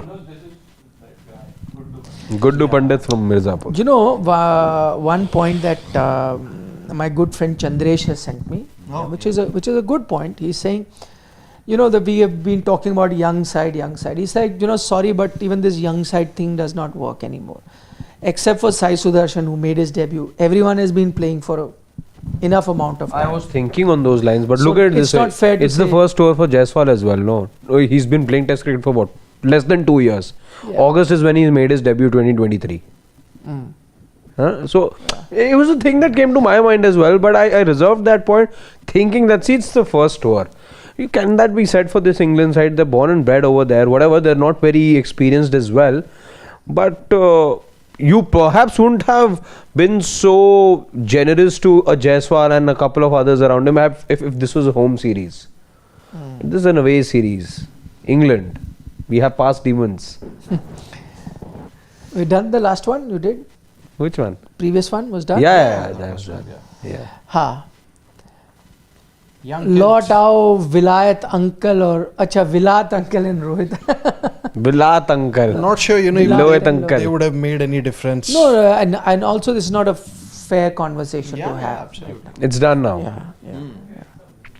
Yeah. Oh. That's it. Thank you very much. Let's get back for your segment. Shubham Garg has a comment. Have to ask question on coaching staff. Gambhir, Rant and Descartes. What experience they have of test leadership. Don't see any bowling plans. Too defensive. Scared from the beginning. That's something that we also discussed at length. No real experience of both as far as test coaching and all is concerned. And even, for Shubman Gill's leadership also, it literally lacked that spark. Another comment by Shubham Garg, that please don't give Gambhir Ranji leadership example. In Ranji, Shardul scores 100 in every second match. I don't know when that happened.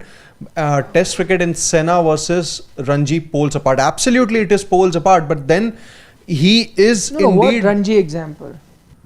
that Shardul came back into the Indian team on the back of good Ranji performances. I think he's that's the saying one. don't give Gambhir Ranji leadership example. He's not saying that, no? I don't know. So his question is, first you understand, he is saying that Gambhir is not a great coach. He's talking about Gambhir.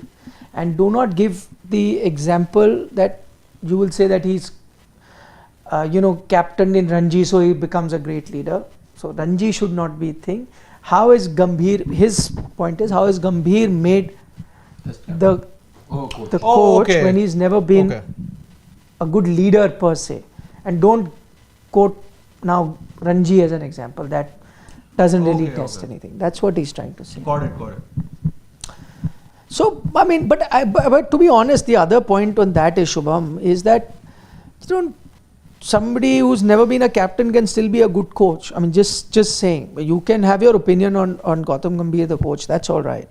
But just to say that, not all good coaches have been captains per se. So you can be there have been some coaches who have not even played a lot of international cricket, let alone be captains at that level.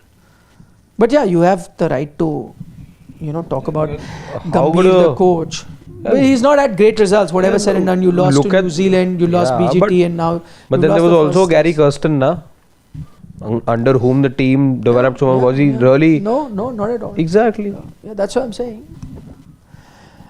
Chili Paneer says Siraj not a new bowler anymore. Akashdeep or Arshdeep, and boom, he feels they'll be better. Siraj is a first change. He wants Lord out. Gill and Pant too young. BCCI should look at KL for captaincy. At Slips learnt a lot from Rocco. You know how things change. After one match. KL Rahul, people didn't even want him in the test team, anywhere around test team. It's probably the most hated thing. Now he's captain. That's what I'm saying. You've got to be patient, guys. You miss the sun when it begins to rain. That's what happens. Whoever sits on the bench is the greatest player that is ever there. So be patient.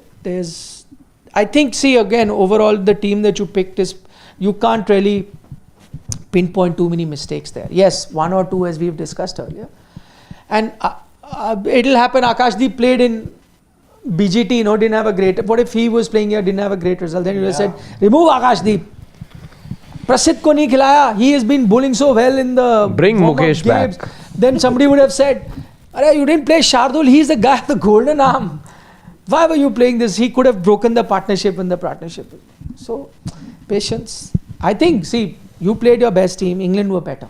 Simple as that. You didn't execute plans. We already pointed out a lot of mistakes. See, today I would say is just like one of those days. We will probably be experiencing more of these days going forward in this series. So today I think should be a day where you learn how to be patient.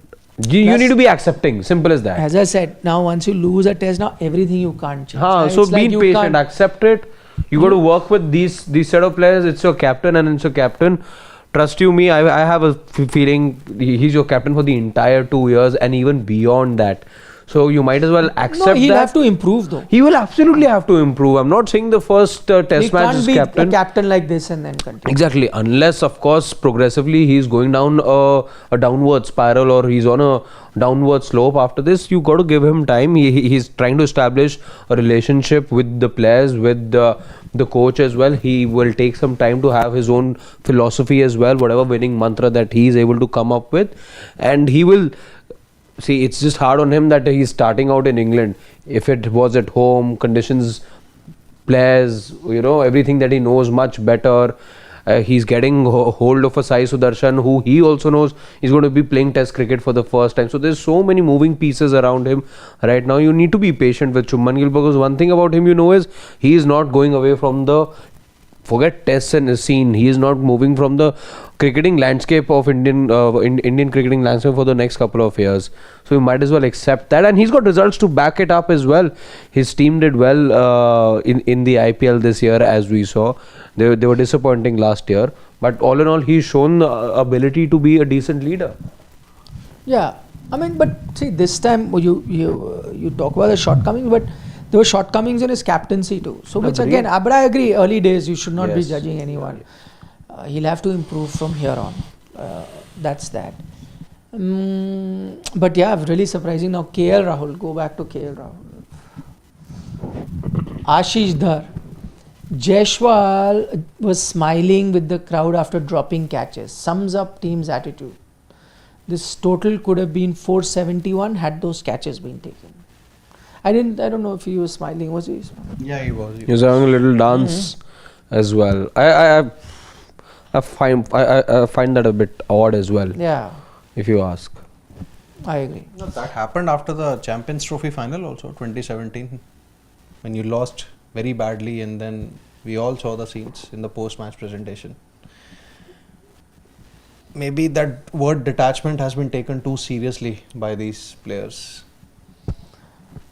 Shubham says, if the captain and the coach don't have strategies, bowlers will look like that.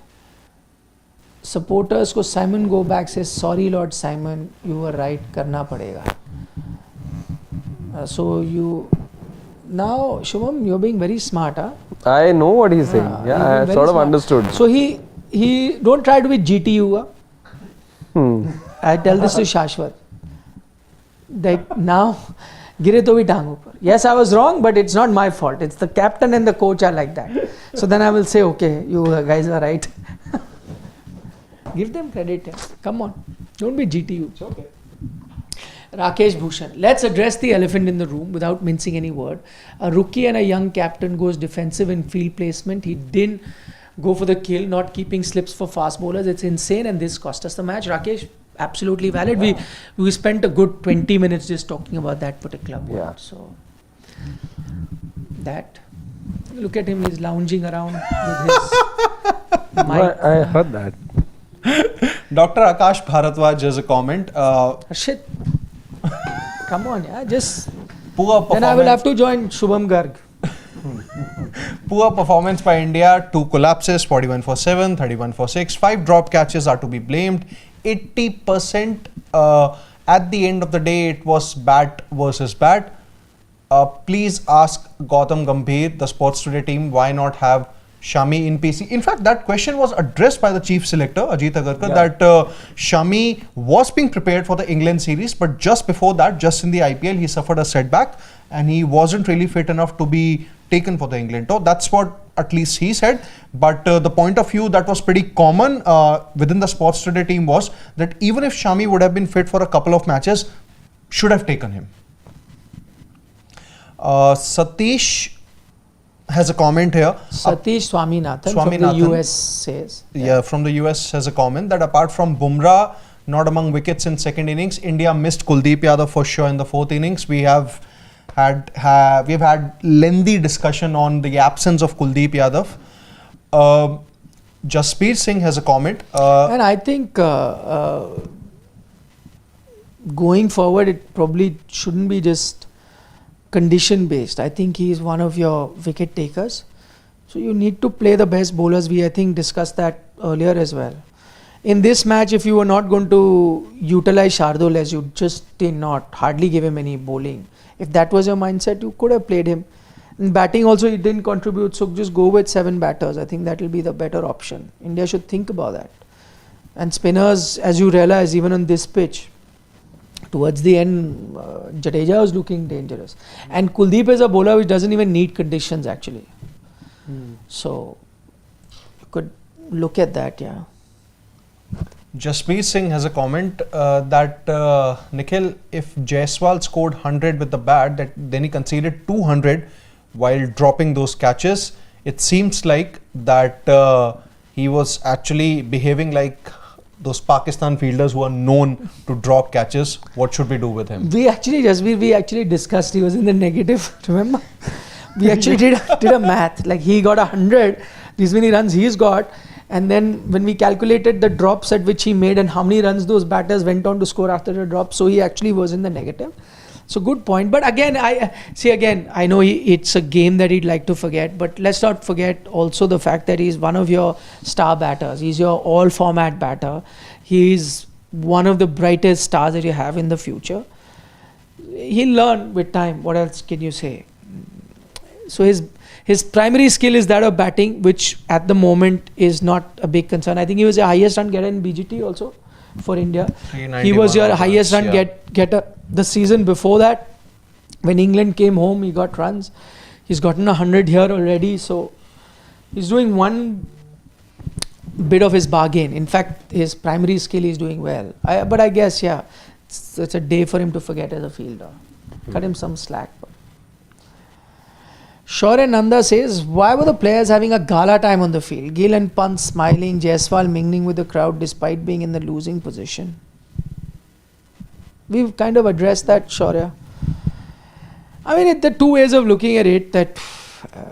There's one school of thought that as long as you're giving your best on the field with the skill that you have, it's okay to smile. I mean, it's not necessary that you have to have a frown if you're losing. I mean, no, maybe they have learned the art of detachment that early. No, maybe even if you're not detached, sometimes you just take it in your stride. I think, at times you get forgiven in cricket rather cheaply and easily. I can't imagine a defender if you're 4-0 down, if you're looking at the away stand and doing a little bhangra.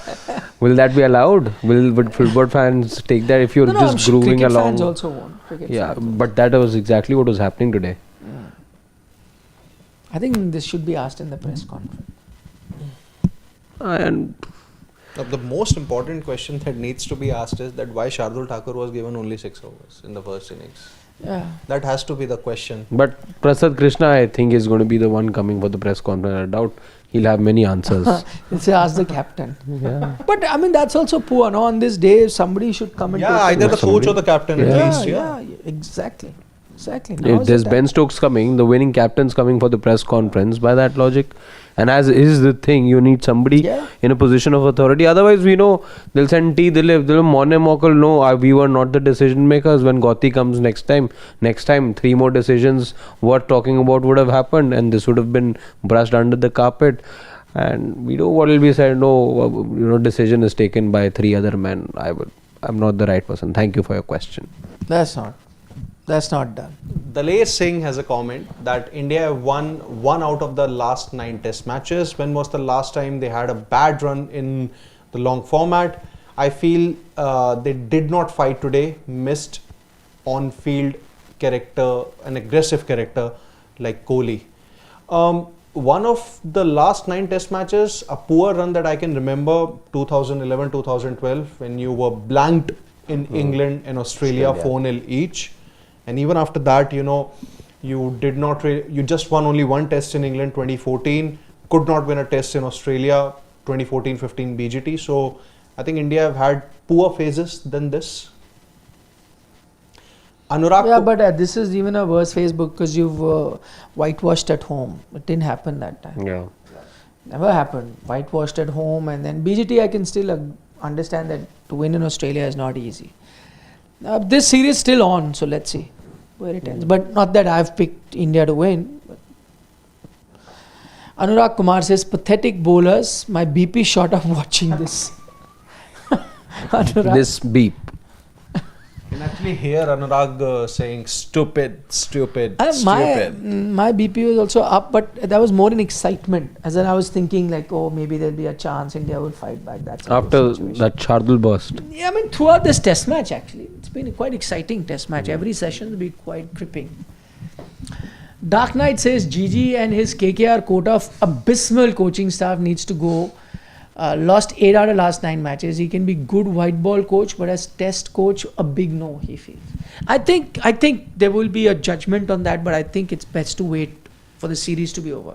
See, no decision would be taken in the middle of the series. But yeah, I guess this is a sentiment that most of you are sharing, and it's a valid thing as well. You had the whitewash, losing in the BGT, and now let's see how the England series goes. So yeah, the jury is out on that. He will be judged, of course.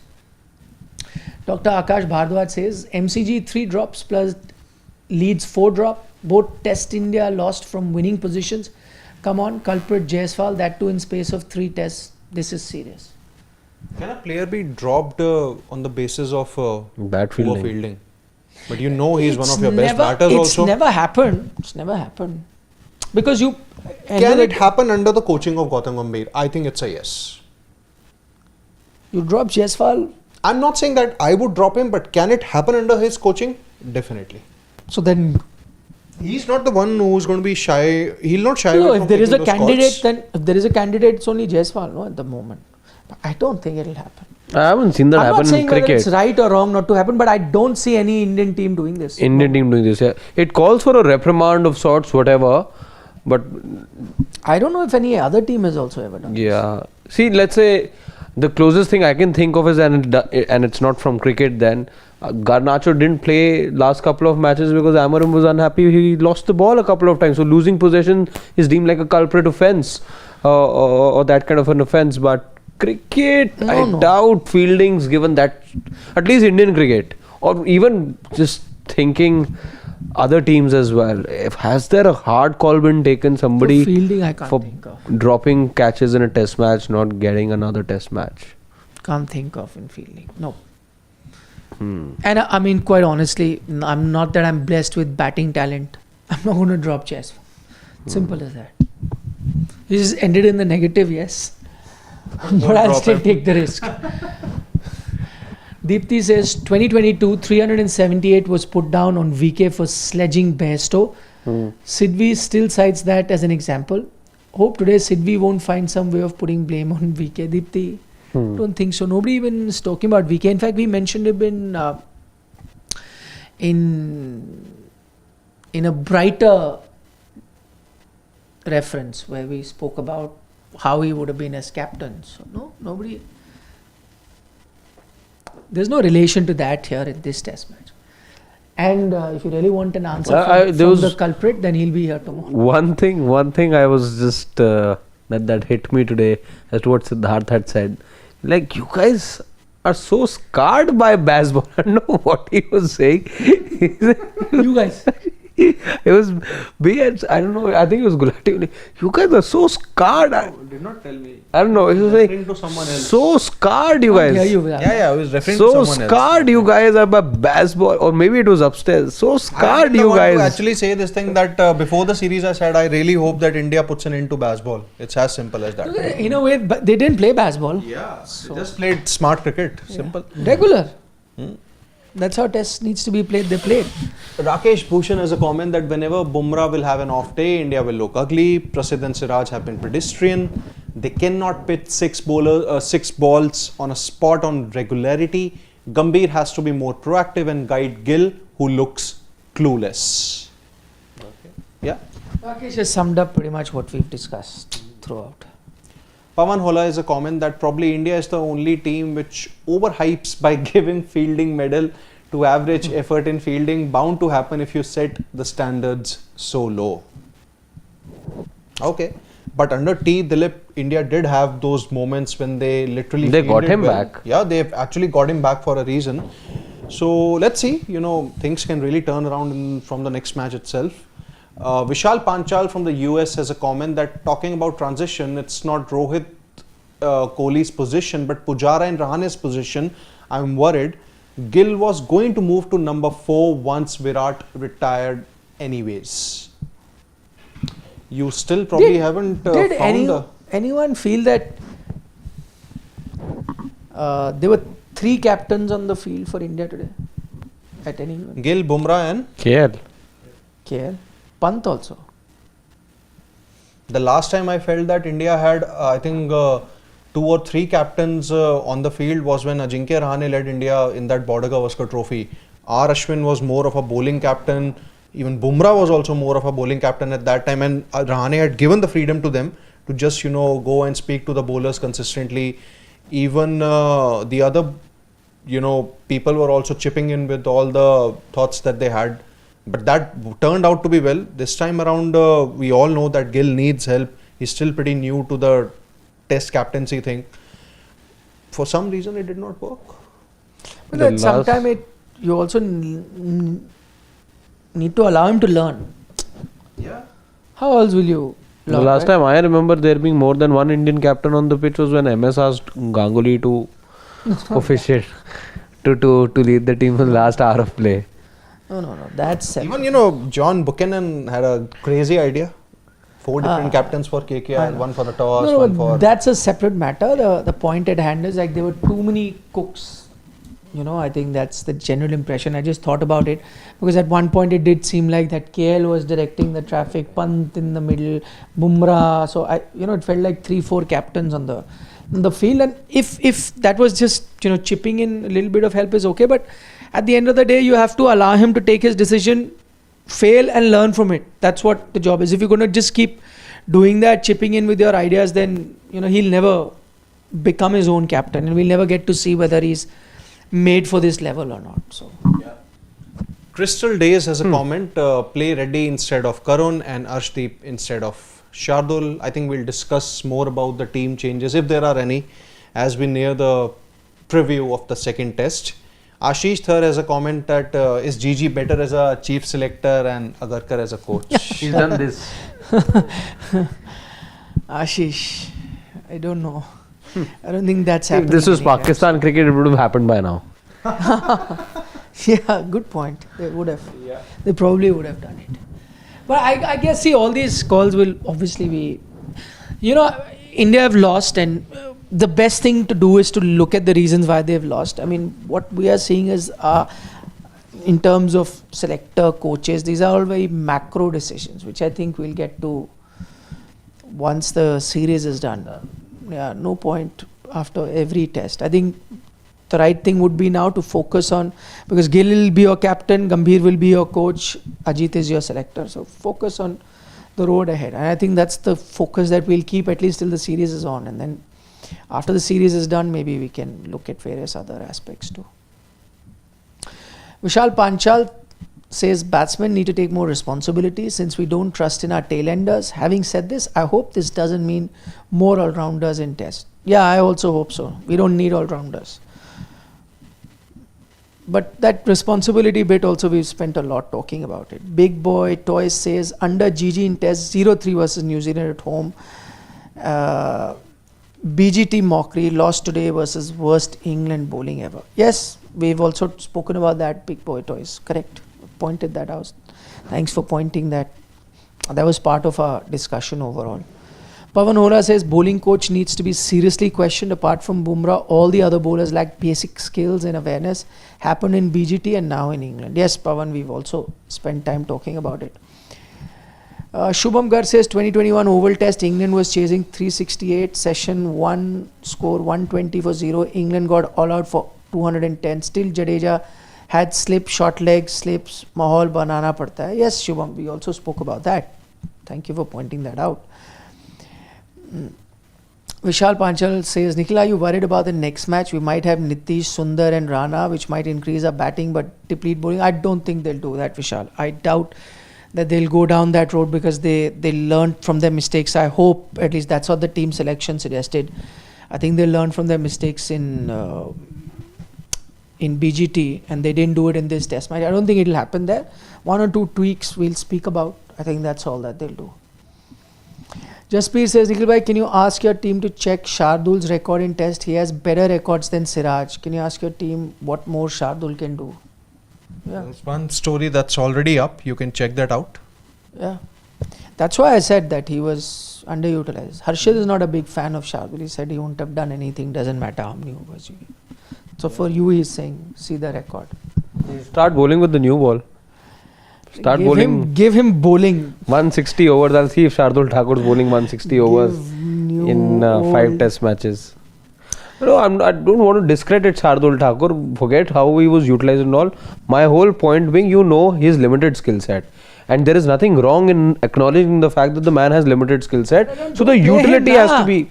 Don't play him. You played him. No, that's fine. It's the best. See, the Indian team wants a fast bowling all-rounder. You have nobody else but Shardul to look at right now. You played him, so use him. Use him, agreed. Simple. If you don't but think, you didn't lose, he's useless, you didn't lose because of him. He has nothing, whatever, keep him out. No, you didn't lose because of only one thing. There are many mistakes that you made, which we spoke about, but that is also one of the errors that you made. Many mistakes. Crystal Days says, why didn't they groom Shami, Ishant, Umesh's replacement? Again, Crystal, we've spoken about this earlier as well. That I think, that's one area where Indian cricket has been found wanting, where they have not given a consistent run to their bowlers. You've gotten them in and then dropped them, gotten them in, dropped them. Harshit Rana, Mukesh Kumar, Akashdeep comes, goes. Now Arshdeep has come. So there is a bit of confusion there. You need to back them. But see, that also starts from now. Now you need to probably back this bowling attack for a few more test matches. Make 1 or 2 changes here, that's fine. But overall, you have to back them. And then take a call at the end of the series. Manav Kaushal, India versus England was fun.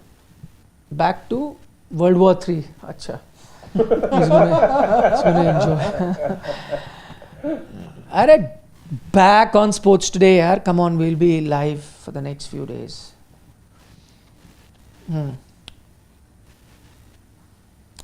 Shubham Garg has a comment that Kirsten was always part of South Africa's leadership group, be it Cronje or Sean Pollock coached domestic team. After retirement, Gambhir never part of international test leadership. But it doesn't matter what leadership group. This is Shubham, now you're extending it to anything. Gambhir is also part of leadership groups. Yeah, he even was vice captain, then even captain India in a few matches.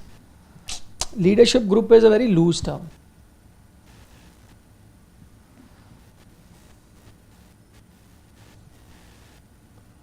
Karthik K has a comment that Nikhil, is the hunger or the art to score big runs gone?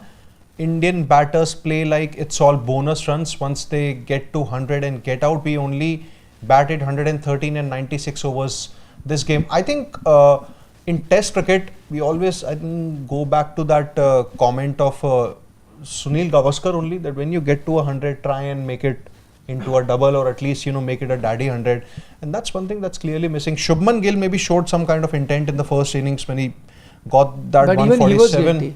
Yeah, Even but he is even guilty of playing that shot. For- I think it's a very valid point that Karthik sure. makes. Hunger. I think the hunger bit is interesting. See, if you look at what Shubman Gill did, what a Rishabh Pant also did, I think those shots really weren't needed. To an extent, Jaiswal first innings. yeah, Jaiswal as well. To an extent, only KL, I think, in the second innings looked like he wanted to be there for the long haul. Yeah. But nobody else. That 100. See, with turned into Jaiswal, I 200. remember first innings, very loose shot. And somewhere you get a feeling that, okay, 100's done, job's done, over to the others. That's what I'm saying. Valid point. Most of the batters did show that. And I think that's where that old school grittiness comes in, which you need sometime. New age cricket is good, playing fast, but that old age, old school, gritty, khadus mentality is also needed. True. Ashish Dar says, broadcasters, ground tumhara, jeet hamari, pata nahi. Acha, acha. Yeah, just an extension to. That's okay, yaar. Promos are like that, so no harm. Shubham Garg has a comment. Indian batters need to be questioned why there was no 200 on these flat pitches. Sachin, Dravid, Kohli, Pujara would have scored. Daddy 200. Sehwag probably would have scored 300. Yeah, we've discussed a lot about the batting. We just discussed, about converting a good 100 into 170, 180, or maybe even a 200. Shubham Garg also has another comment. Gautam Gambhir would not drop Jaiswal. Only guy capable of dropping Jaiswal for poor fielding was Kohli. He would have taken the brickbats Shubham, like he took for Ash in England. you're a Virat fan, I know. A lot of points we also make. But even he wouldn't have dropped anyone for bad fielding. It's not happened. He captained for many years. It didn't happen. Nobody has done it so far. People have been dropped for bad shots. Nobody has been dropped for bad fielding. So that didn't happen. Sorry to break that to you. Danush has a comment. Sai Sudarshan with 39 first class average is on the test 11, and 3 players with much better first class average, Ishwaran, Sarfaraz and Shreyas, are warming the benches. This Danush, we've been saying it from the start. Enough time we spent on We it. are the Flag bearers at the flag moment. bearers in of saying domestic this. We said it. cricketers with 50 plus average. Pranit Datta has a comment that just one change, Prasidh needs to be replaced. Bowls a very bad ball every over. Has temperament issue. He's still raw. Akash Deep needs to come in. Yeah, we'll discuss more about the You'll changes probably later. make one or change only here and Yeah. there, which we'll discuss. We have many days. Pranit Datta, another comment. Harshit, we lost because Gill overbowled Siraj, Prasidh, Jaddu and underbowled Thakur. He gave him a few more overs in the second innings and he got you 2 wickets. Discussed a lot more on that. But that's exactly what we were saying. I mean, that's fine. I mean, Harshit has his opinion, but I'm not saying that's the only reason.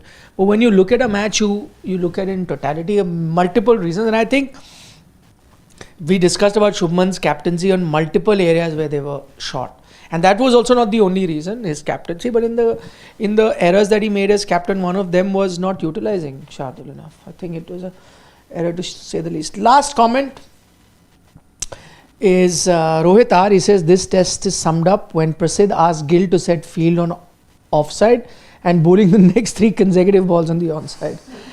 Good point, Rohit. I think that really sums up the test match. Sarthak is saying my 11 for the next match is Jaiswal, Rahul, Sai, Gill, Pant, Jurel if he doesn't play, Karun, Jadeja, Kuldeep, Akashdeep, Arshdeep, Siraj, and Bumrah in place of Siraj in the 3rd and 5th. I think So it's not a resting bad. It's pretty decent team that he's gone with. But I think Karun Nair will play. You shouldn't drop him in one test match. He'll play. Final comment from Nitish Goyal. He says, can't tell you how much I missed Virat Kohli. His leadership and presence was of another level. God always bless him. We also discussed that, Nitish. I think maybe Virat as captain in this game would have been very different. But I think, you do with the cards that you're dealt. And this is where Indian cricket has gone. Virat took a personal decision. Now you've got a young team. They have to go forward. Maybe, he's in the same country as these guys. He can call them over for dinner. And there are give them so a many tip or guys two. right now. There's a Sunny Ji not too far away. There's a Pujara not too far away. So, but Virat he is missing. Now this attitude he wanted. So Virat can call them and tell them what he would have done when he was captain in this situation. On that note, thank you very much, ladies and gentlemen, for giving us company throughout this test match.